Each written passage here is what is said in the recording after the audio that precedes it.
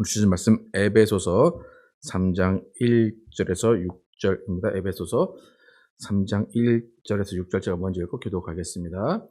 이러므로 그리스도 예수의 일로 너희 이방인을 위하여 갇힌 자 된 나 바울이 말하거니와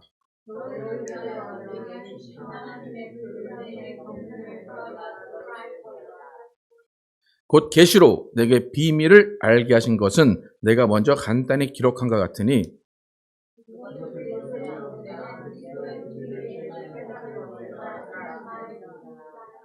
이제 그의 거룩한 사도들과 선지자들에게 성령으로 나타내신 것 같이 다른 세대에서는 사람의 아들들에게 알리지 아니하셨으니 이는 이방인들이 복음으로 말미암아 그리스도 예수 안에서 함께 상속자가 되고 함께 지체가 되고 함께 약속에 참여하는 자가 됨이라. 아멘.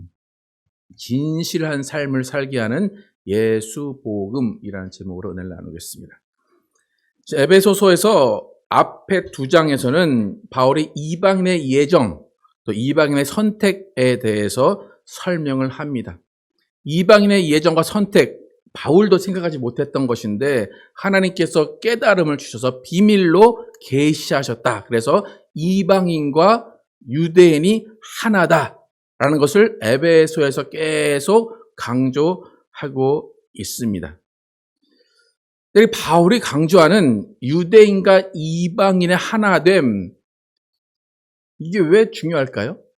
이방인과 유대인이 뭐 하나 된다고 해서 달라질 게 뭐가 있을까 생각을 하겠지만, 그럼 모든 일에는 명분이 중요합니다. 모든 일에는 근거가 필요합니다.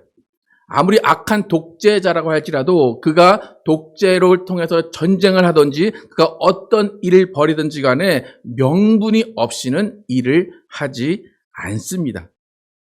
하나님의 역사도 하루아침에 이루어진 것이 아니라 끊임없이 명분을 만드시고 근거를 만드시면서 그 근거 아래, 그 명분 아래 계속해서 하나님의 역사는 이루어져 왔습니다.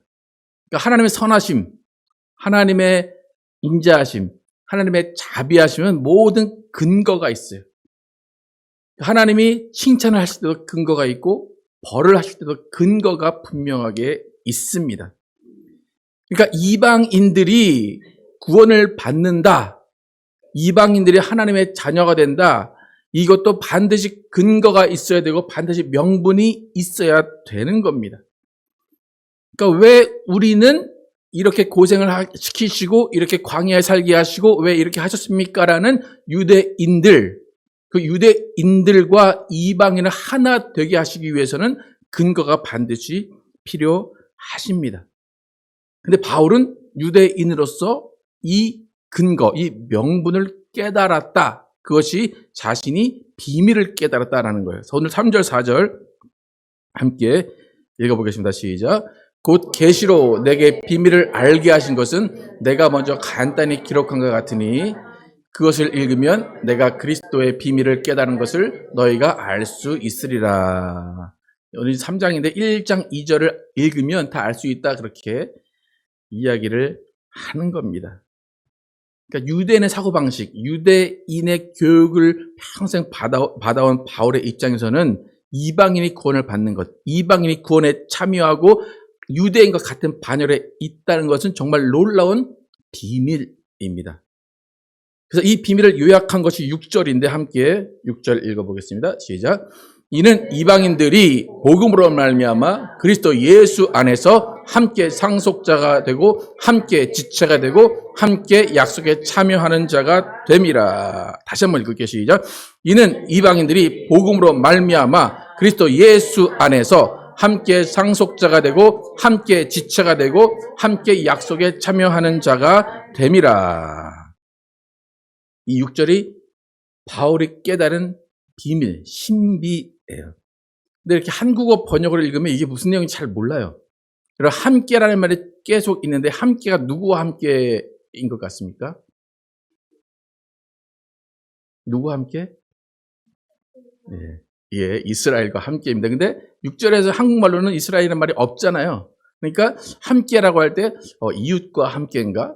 우리 교인들과 함께인가? 그렇게 생각할 수 있어요. 그런데 그 함께가 아니라 누구와 함께? 이스라엘과 함께라는 거예요. 그러니까 바울이 알려주는 비밀은 복음을 통해서 이스라엘과 이방인이 함께 상속자가 되고 함께 지체가 되고 함께 약속에 참여하는 자가 된다는 것이 비밀입니다.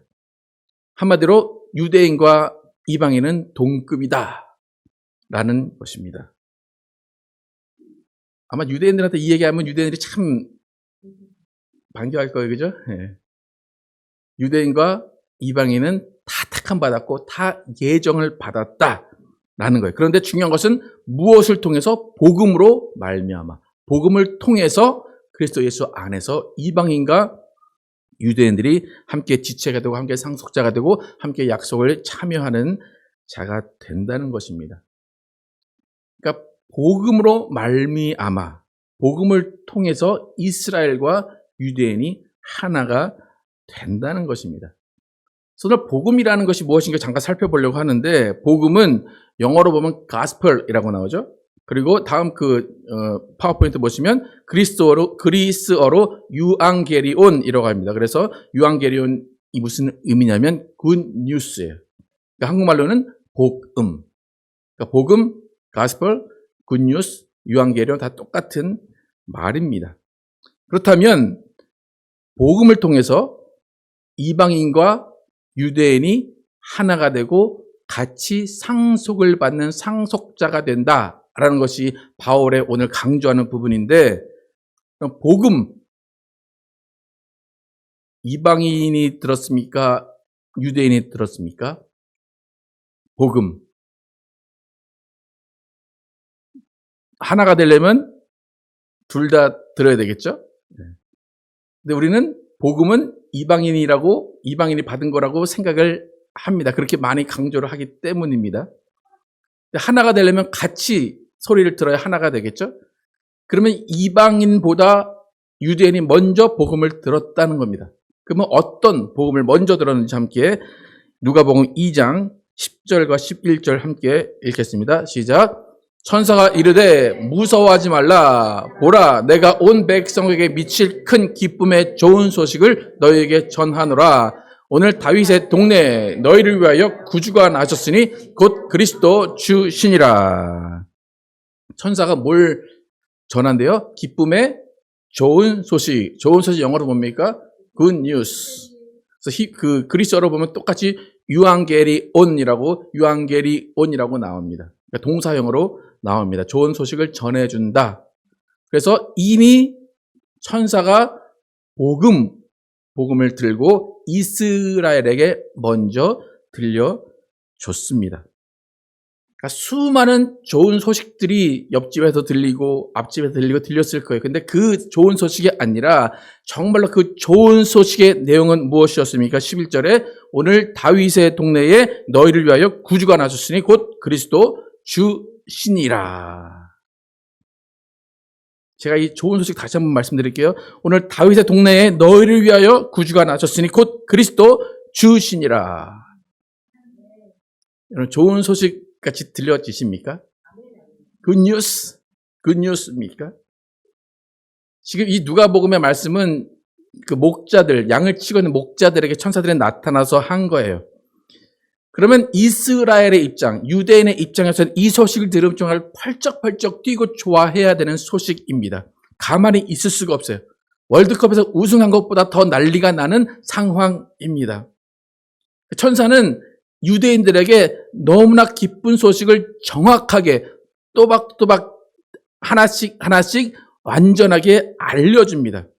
그것은 뭐냐면 이스라엘이 그렇게 수많은 세월 동안 기다린 그 존재가 온다는 거예요. 구원자, 구주가 나신대요. 근데 그 구원자가 누구래요? 그리스도. 그리스도는 다른 말로 메시아예요. 이스라엘은 목숨을 걸고 메시아를 기다렸던 민족입니다. 그리고 그 메시아가 오시면 주인이 된대요. 왕이 된대요. 그 소식을 전해 준 것입니다. 그러니까 메시아를 계속해서 기다린 그 유대인들에게는 정말로 이보다 더 기쁜 소식일 수가 없습니다. 그러니까 우리는 사실 이 기쁜 소식이 어떤 소식인지 잘 몰라요. 여러분 혹시 일제시대를 경험하신 분이 여기 안 계신가요? 계신가요? 네. 8.15 광복, 그 기쁨을 여러분은 아십니까? 알 수가 없겠죠, 그죠? 일제강점기에서 일제의 그런 탄압을 받아보지 않았기 때문에 그 감격을 몰라요. 근데 그 감격과 지금 천사가 이 메시지를 들려주는 감격은 동일할 것입니다. 그러니까 광복의 기쁨, 해방의 기쁨이 지금 이 이스라엘에 알려준 복음의 기쁨입니다. 그러니까 인생이 바뀌는 거예요. 내 삶의 방식이 바뀌는 겁니다. 그런데 이렇게 기쁜 소식, 복음을 이스라엘에게 알려줬는데 아이러니하게도 이 소식을 진심으로, 정말 진심으로 받아들인 대표적인 사람은 유대 지역의 왕 헤롯이었습니다. 헤롯은 이 소식을 듣고 그건 헛소리야, 그런 소리 있을 수도 있지 라고 넘어간 것이 아니라 어떻게 했냐면 그 동네에 있는 2살 미만의 사내 아이를 다 죽였습니다. 그건 뭡니까? 메시아가 정말로 왔다고 헤롯은 생각을 한 겁니다. 분명히 지금 목자들에게 이 이야기를 했어요. 또 목자들도 예수를 경배하러 갔어요. 근데 사실 이 소리가 이스라엘 목자들에게 전해졌다면 순식간에 퍼졌어야 돼요. 이스라엘 전 지역에. 그리고 전 지역에 퍼져서 모든 사람이 메시아를 만나러 왔어야 돼요. 그런 일이 이루어졌습니까? 안 일어났습니까? 안 일어났어요. 그 말은 뭡니까? 비록 경배하러 왔긴 왔지만 딱 와보니까 어디에 아이가 누워져 있어요? 말구유에. 목자들도 천사의 말을 들었지만 이거는 메시아는 아닌 것 같다. 그냥 내가 헛소리를 들은 것 같다. 그냥 돌아간 거예요. 그리고 이 기쁜 소식을 전하질 않은 거예요. 여러분 뉴스라는 거 있죠? 여러분 어제 사건이 났다, 사고가 났다. 그럼 그 뉴스를 들으면 여러분 어떻게 하고 싶습니까? 여러분 혼자 이렇게 그렇구나 라고 가지고 있습니까? 아니면 누구를 만나면 야 그거 알아? 그거 들었어? 이런 뉴스가 있어. 이런 사고가 났대. 여러분 전하고 싶어서 근질근질 하죠. 그죠? 그게 굿뉴스, 그게 복음입니다. 그래서 복음이라는 것은 내가 듣는 거로 끝나는 게 아니라 들었으면 어떻게 하고 싶어지는 게 복음이에요? 전하고 싶어지는 게 복음이에요. 그 내용이 중요한 게 아니라 난 이런 소리를 들었어 라고 똑같이 반복을 하는 그 원리가 적용이 돼야 되는 것이 복음입니다. 그런데 이스라엘에게는 그 굿뉴스가 더 이상 굿뉴스가 아니었습니다.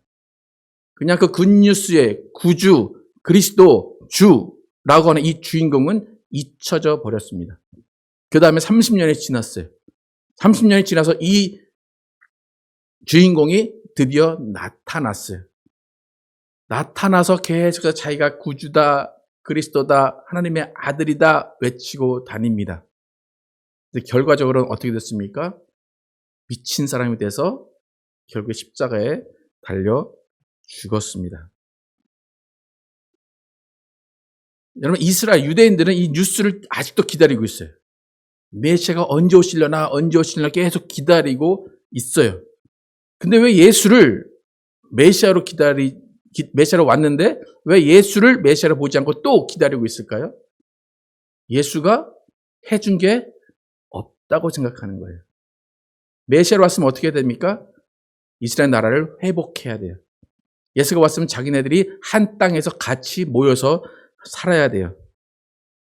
근데 여전히 이스라엘은 회복이 되지 않았습니다. 여전히 이스라엘은 흩어져 살고 있습니다. 여전히 이스라엘은 한 예배당에서 예배를 드리지 못합니다. 여전히 그 땅을 차지하려고 전쟁을 하는 민족이 이스라엘입니다. 그러니까 이스라엘에게 메시아는 이스라엘 나라를 회복해 주는 존재가 메시아입니다. 그래서 이스라엘 나라가 회복되는 때에 그 자리에 있는 왕, 그가 메시아가 되는 겁니다. 그러니까 이스라엘은 메시아가 왔음에도 불구하고 자신들의 현실을 바꿔주지 않기 때문에 그를 메시아로 인정을 하지 않은 거예요. 왜냐하면 유대인들은 신앙 자체가 현실이에요. 그냥 신앙은 삶이에요. 그렇게 돼서 삶을 바꿔주는 자가 메시아인 거지 어떤 이상이나 어떤 믿음이나 다른 것들, 보이지 않는 것을 충족시키는 자가 메시아가 아닙니다. 메시아는 자신들의 삶의 문제를 해결해 주는 자가 메시아고, 그 메시아는 올 때 그 복음을 가지고 와야 돼요. 여러분, 여러분이 가지고 있는 복음, 그 복음은 어떤 복음입니까? 우리가 복음이라는 소리를 많이 들었는데 이 복음이 사실 조금 잘못 전해진 경향도 있습니다. 우리는 기쁜 소식이다, 복음이다 하면 나 죄사함 받았다, 나 하늘나라 갈 거야, 예수님께서 우리의 구주가 되셔, 그 이야기는 많이 합니다. 근데 조금 이상적인 개념입니다. 유대인에게 복음은 이상적인 게 아니라 실제적인 것이고 현실적인 거예요. 실제적인 나라의 회복이에요. 그렇다면 우리에게도 복음은 실제적이 돼야 됩니다. 그럼 복음이 이상적이 돼서는 아니에요. 복음이 그냥 전파하는 이론이 되어서는 안 된다는 겁니다. 그럼 복음을 이해할 때 그냥 성경을 외워서 아니면은 성경 공부해서 그것을 전해주고 예수는 그리스도야, 예수는 2000년 전에 오셔서 우리를 위해 죽으셨고 우리를 위해 피 흘려서 돌아가셨어, 우리 죄가 사해져서 넌 그래서 죄인이 아니라 의인이고 너는 그래서 예수 믿으면 천국 갈 수 있어. 복음이 맞아요. 그런데 이것은 반쪽 복음입니다. 그러니까 유대인들이 기다리는 복음은 삶에서 실현돼야 되듯이 우리의 복음도 반드시 삶에서 실현이 되어야지만 그것이 진정한 복음입니다. 그래서 바울은 지금 복음을 듣고 우리가 이스라엘과 함께 상속자가 된다라고 이야기를 했습니다. 복음을 들으면 우리가 뭐가 된다고요? 상속자. 상속자는 뭡니까, 여러분? 부모가 가진 것을 다 그대로 물려받는 자가 상속자입니다.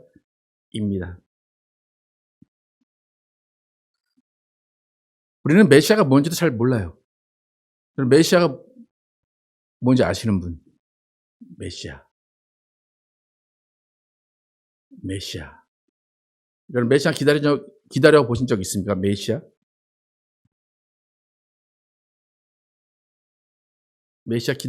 기다려 보신 적 있으세요? 메시아. 크리스마스 때 가끔 가다 연주하는 게 메시아. 네. 이방인들은 메시아를 기다려 본 적이 없어요. 그러니까 메시아가 오신다라는 것이 기쁜 소식이 절대 아닙니다. 그러니까 죄상을 받았다, 천국 간다 라는 것은 기쁜 소식이지만 메시아는 기쁜 소식이 아니에요. 그렇다면 이스라엘과 함께 기뻐하지 못하는 거예요. 이스라엘은 기뻐하고 있는데 우리는 메시아가 뭔데? 메시아가 온 게 뭐 그 기뻐? 그런데 이스라엘과 우리가 함께 기뻐할 수 있을 때는 언제입니까? 삶 가운데 예수님이 이 땅에 오셔서 나라가 회복되는 거예요. 그런데 그때 이스라엘은 정말로 이스라엘 땅이 회복될 거예요. 근데 우리에게는 뭐가 회복이 됩니까, 이제? 천국이 회복이 되는 거예요. 천국이 우리 땅이 되고 천국이 우리 것이 되는 겁니다. 그래서 지금 그 의미는 뭐냐면 복음이나 그런 어떤 것은 이상이나 이론이 아니라는 거예요. 기쁜 소식은 정말 실제로 기뻐야 된다는 거예요. 그 기쁨은 영원해야지만 복음이에요. 그러나 기쁜 소식이 지금은 기쁜데 조금 지나면 안 기쁘면 그거는 복음이 아니에요. 기쁨이라는 것은 지금도 기쁘고 영원히 기뻐야 복음입니다. 그래서 복음의 핵심은 뭐냐면 예수님이 이 땅에 오셨다는 거예요. 예수님이 이 땅에 오셨다는 것이 기쁜 소식이에요. 예수님이 이 땅에 오셨다는 게 왜 기쁜 소식이 되는가 하면 예수님이 이 땅에 사람의 몸을 입고 오셨기 때문이에요. 오늘 내용이 좀 역시 어려운데 복음이라는 것이 이상적인 것 외에 현실적인 것도 반드시 있어야 된다라는 것입니다. 여러분, 복음이라는 것을 우리는 듣고 기뻐했죠. 그죠? 예수님 이 땅에 오셨어. 예수님 이 땅에 오셔서 피 흘리시고 다 찢기시고 돌아가셨어. 그건 우리의 입장이에요. 그죠? 예수님의 입장에서 복음은 뭘까요? 이 땅에서 죽도록 고생하고 죽도록 매맞고 십자가에 피 흘려 죽은 것이 예수님에게 복음입니다. 무슨 말인지 아시겠습니까? 우리는 그것을 받아들이니까 기쁜 소식이고 너무나 좋아. 예수님 날 위해 돌아가셨어. 할렐루야. 이지만 예수님에게 그게 뭐예요? 처절한 현실입니다. 여러분, 예수님에게 이 땅에 오셨다라는 것은 재벌 2세가 빈민촌에 가서 사는 거랑 똑같아요. 빈민촌에 가서 재벌 2세가 살아요. 그러면 어떻게 살까요? 너무 기뻐. 나 또 오고 싶어. 그럴까요? 내가 왜 여기 있어야 되지? 내가 왜 저들을 위해서 봉사를 하고 왜 살아야 되지? 그런데 기뻐하는 이유는 뭐야? 아버지의 말씀을 들었다는 것 때문에 기쁜 거예요. 그러니까 예수님에게 복음은 현실이에요. 예수님에게 복음은 이상이 아니에요. 그래서 결국에 십자가에 매달려 죽기까지 예수님은 우리를 위해 다 주셨는데 예수님 십자가에 달려 죽기 바로 전에 어떻게 하셨습니까?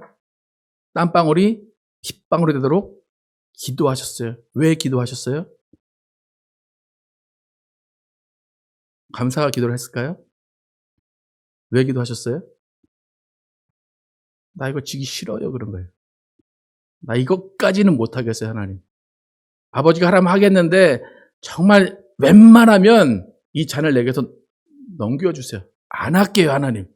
안 할게요. 그거를 정말로 피 토하는 마음으로 정말 피가 토하시면서 기도를 했다는 겁니다. 근데 그것이 우리에게는 복음이라는 거예요. 그래서 이 복음이라는 말을 가장 많이 한 사람이 바울인데 그 바울도 복음을 듣고 그 복음을 가지고 어떻게 살았습니까? 이 땅에서 죽도록 고생만 하다가 감옥에서 죽었습니다. 여러분, 복음을 받으셨습니다. 그럼 우리의 삶은 어떻게 돼야 되는 게 맞습니까? 예수님과 함께 십자가에 달려 죽어야 되는 게 아닌가요? 이 지금 바울이 복음을 얘기했을 때 바울은 그렇게 살았어요. 그럼 여러분 복음을 들었다면 예수님과 함께 멍에를 지고 함께 십자가를 지라라고 분명히 말씀하셨기 때문에 그 말씀대로 바울은 살았고 그 말씀을 받은 우리도 그렇게 그 길을 기쁨으로 가야 되는 거예요.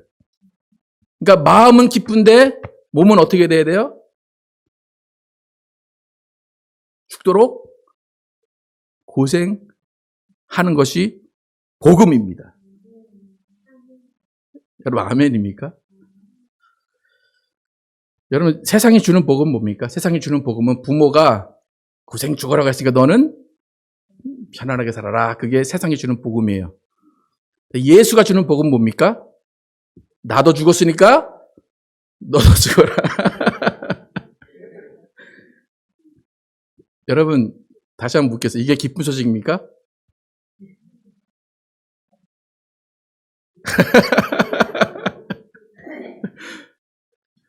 우리 엄마가 나한테 상속을 해준대요. 돈은 안 주고 고생한 것만 그대로 물려준대. 그럼 우리 엄마가 좋은 엄마입니까? 나쁜 엄마입니까? 왜 엄마 얘기를 하지? 아빠. 예. 여러분 복음은 기쁜 소식입니다. 그런데 이 복음의 기쁜 소식이라는 것은 우아하게 폼 잡고 앉아서 하나님 믿으며 찬송하고 기뻐하라고 하는 복음이 아니라는 겁니다. 그러니까 예수님은 조금 더 풍족한 삶을 살기 위한 구원자가 아니라는 거예요. 죽음에서 구원한 구원자예요. 살려준 것만이라도 고마워해야 되는 구원자입니다. 근데 우리는 살려줬더니 그 다음에 못 할래요? 왜 날 살려줬습니까? 그러니까 제가 계속 하자면 광야 똑같은 거잖아요. 왜 출애굽 시켰습니까? 왜 광야에서 고생을 시킵니까? 그거 아닙니까? 그럼 복음이라는 것은 처절한 상황에서 들은 거예요. 죽음 앞에서 복음을 들었어요. 나 살려줘서 감사해요. 그런데 그 다음에 우리가 하는 기도는 뭡니까, 이제부터?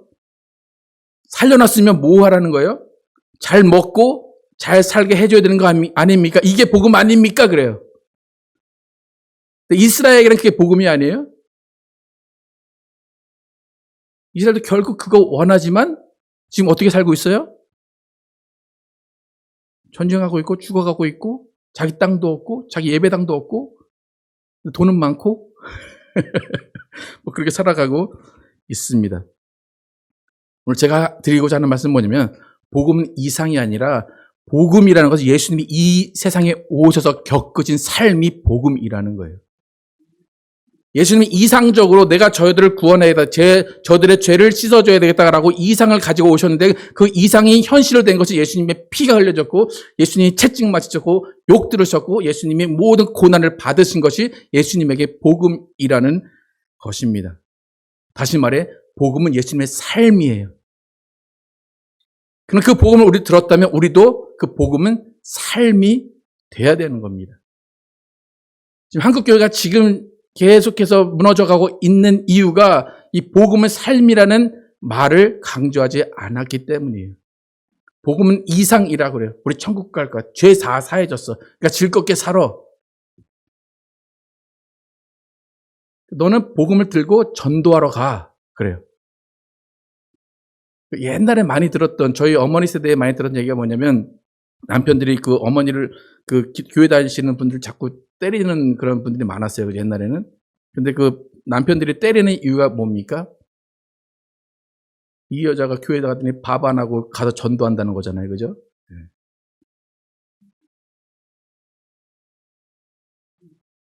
그게 복음이기도 해요. 근데 그걸 반쪽짜리 복음이라는 거예요. 예수님이 오신 것은 복음, 이상적인 복음을 전하지만 예수님이 이 삶에서 정말 성실하게 사신 거예요. 자신의 모든 것들을 다 버리신 거예요. 우리가 복음을 들었다면 예수를 증거하는 것도 맞지만 이 삶 가운데 우리가 성실하게 살고 진실하게 살고 정말로 칭찬받으며 사는 것이 복음의 진수라는 것입니다. 예수님은 복음을 강연하러 다니신 게 아니에요. 예수님은 걸음걸음이 다 복음이에요. 신비틈을 당한 것이 복음이고 그가 십자가에 달려 죽은 것이 복음이에요. 그것은 철저한 삶이고 처절한 삶이었어요. 여러분 우리에게 복음은 기쁜 소식입니다. 하지만 그 기쁜 소식을 예수님을 희생양으로 만들면 안 돼요. 예수님 이렇게 됐으니까 난 이렇게, 예수님 가난하게 됐으니까 난 잘 살게요. 분명히 말씀을 하셨지만 그것으로만 기뻐하면 안 된다는 거예요. 그러니까 옛날에 많이 했던 찬양, 나 자유 얻었네, 너 자유 얻었네, 자유만 찬양하고 나 고침받았다, 나 부유하게 됐다. 그게 기쁜 소식이라고만 한다면 예수님이 함께 지자고 하는 십자가는 버려놓은 반쪽 복음이 됩니다. 오늘 바울이 알려준 복음의 핵심은 그 복음으로 예수 그리스도 안에서 이스라엘과 우리가 상속자가 된다는 거예요. 상속자. 여러분 예수님으로부터 뭘 상속받고 싶으십니까? 하나님부터 뭘 상속받고 싶으십니까? 천국에 가면 뭐가 있어요? 아름다운 보호가 있고 여러분 다 그거 상상하시죠? 상속. 근데 바울이 지금 복음에 대해 얘기했고 바울이 상속자가 되라라고 얘기했어요. 된다라고 얘기했어요. 근데 바울이 말하는 상속자의 의미가 뭔지 오늘 그 로마서 8장 17절 함께 읽어보겠습니다. 로마서 8장 17절 시작.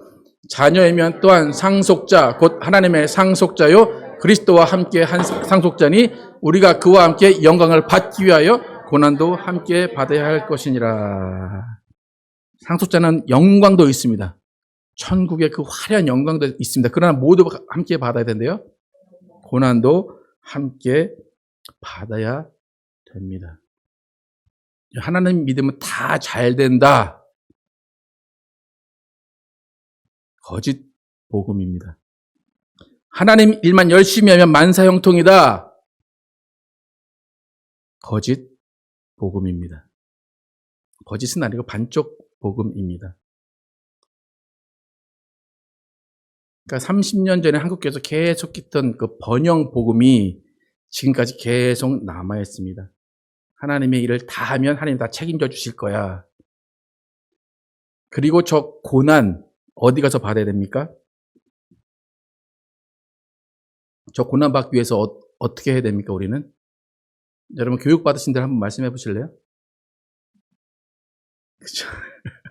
선교 가서 목배임 정도 받아야 저 고난이고, 우리 집에서 저 고난은 별로 없어요. 내 회사에서 저 고난은 별로 없어요. 그러니까 고난이라는 것은 예수님이 삶으로 고난을 겪어내신 것처럼 저 고난은 우리의 삶 자체가 고난이라는 겁니다. 영광을 언제 받아요? 하늘에 가서 받는 거예요. 고난은 어디서 받아요? 이 땅에서 받는 거예요. 그럼 어디서 고난을 받아야 될까요? 예, 삶에서 고난을 받으시면 됩니다. 여러분, 삶이 즐거우신 분들도 꽤 계세요, 그죠? 근데 많은 분들이 삶이 뭐라고 얘기해요? 고생이다. 삶이 고난이다. 여러분, 저 고난을 따로 받으러 가실 필요가 없어요. 여러분, 이미 받고 계신 고난의 삶을 살고 계세요. 근데 고난의 삶을 여러분 어떻게 살고 계세요? 기쁨으로 받아들이고 있는 거예요. 원망하며 사는 게 아니라 이것이 복음이다. 예수님이 그렇게 사셨다. 나도 이 고난 가운데 이것이 없어지는 것이 아니라 이 고난을 예수님과 함께 지고 간다. 라고 하며 기뻐하며 사는 것이 복음이라는 거예요. 입으로만 기쁘다 기쁘다 외친 것은 복음이 아닙니다. 예수님이 이 땅에 오셔서 두 가지 사역을 하셨는데 유대인들을 향해서 한 가지는 뭐냐면 척하는 사람들, 척하는 바리새인들, 나 기뻐요. 나 모든 것이 완벽해요. 척하는 그리스도인들, 그 유대인들에게 이 회칠함 묻은 것 같은 아이들아. 제가 좀 순화한 거예요, 지금. 예. 하면서 그들에게 진실한 삶을 가르치신 것이 예수님의 사역이에요. 또 다른 삶은 뭐냐면 아무것도 없는 유대인들, 가난한 유대인들, 고통에 빠져있는 유대인들에게 소망과 희망과 치유를 주신 사역을 하신 것이 예수님의 사역이에요. 여러분, 지금 여러분은 어떤 그리스도인에 속하여 있습니까? 나는 기뻐요. 나는 복음이면 돼요. 난 예수만 전하면 돼요.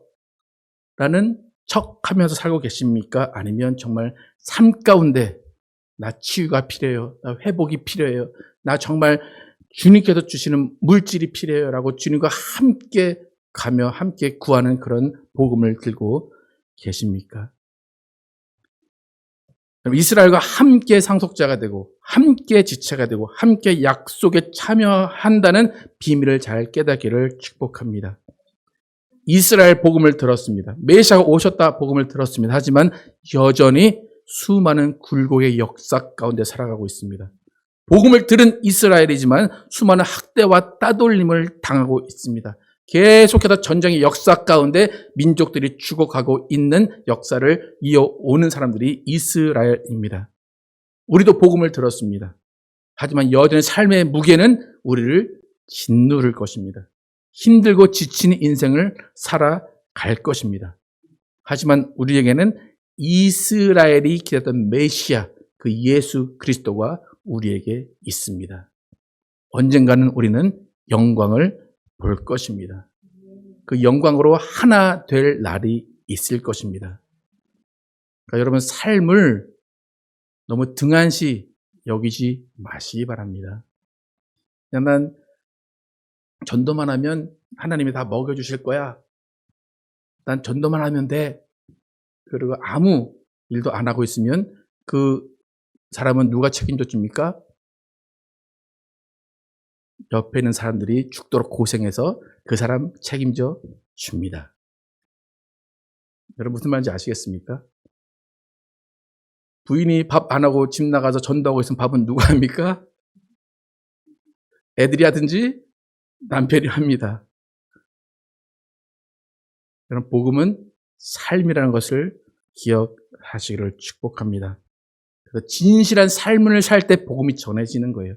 아, 저 사람 성실하게 사는구나. 아, 저 사람 진실하게 사는구나. 라는 것을 볼 때 우리는 크리스찬이라는 말을 듣는 것입니다.